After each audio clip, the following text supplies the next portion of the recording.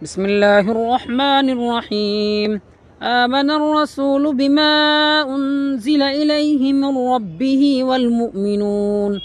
كل آمن بالله وملائكته وكتبه ورسله لا نفرق بين أحد من رسله وقالوا سمعنا وأطعنا غفرانك ربنا وإليك المصير.